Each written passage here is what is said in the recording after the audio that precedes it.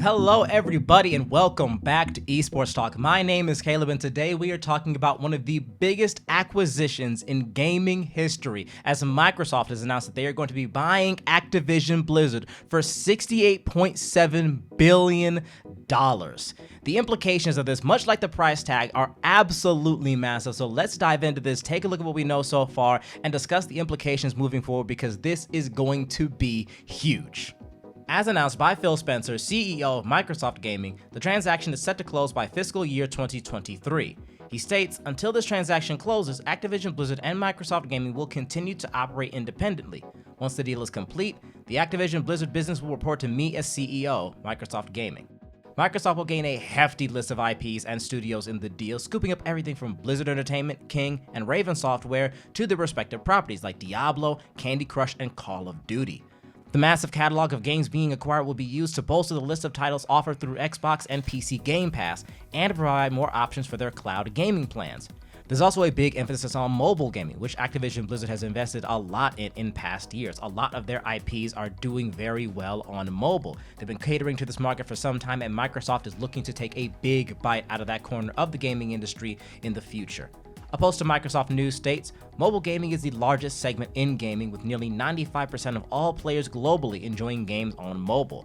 Through great teams and great technology, Microsoft and Activision Blizzard will empower players to enjoy the most immersive franchises like Halo and Warcraft virtually anywhere they want.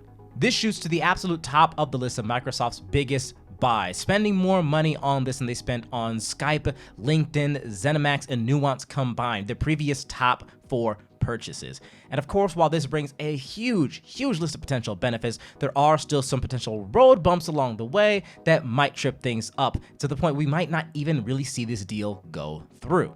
The first point that must be addressed is Bobby Kotick, who will continue to serve as CEO of Activision Blizzard at least until the deal closes. If there's any chance of him being ousted following that point, it's not been directly stated so far. In a conference call regarding the deal, Satya Nadella, executive chairman and CEO of Microsoft, states the following. Over more than 30 years as CEO of Activision Blizzard, Bobby Kotick has built the company into one of the world's most successful and influential entertainment companies, and I'm grateful for his leadership and commitment to real culture change. This statement is at odds with the rampant scandals Bobby Kotick has been embroiled in, as the allegations of abuse and cover-ups of said abuse continue to be lobbed at him and the company.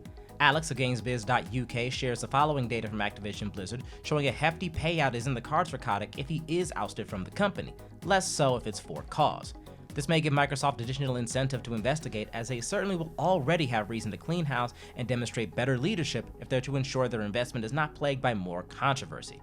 Speaking of controversy, everything that's made headlines on this channel and others in regards to bugs, glitches, and staff currently on strike is still an ongoing issue. The ABK Workers Alliance are still on strike and have yet to be contacted directly. Raven Software is still working to repair Warzone despite allegations regarding their working environment and lack of support.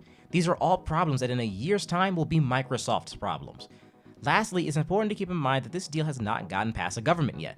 Mergers and acquisitions of this scale need federal approval, and the US government might take issue with Microsoft gaining this much dominance. We've seen deals of this magnitude rejected in the past, but we've also seen some pretty massive companies merge in recent years. There's just no way to tell.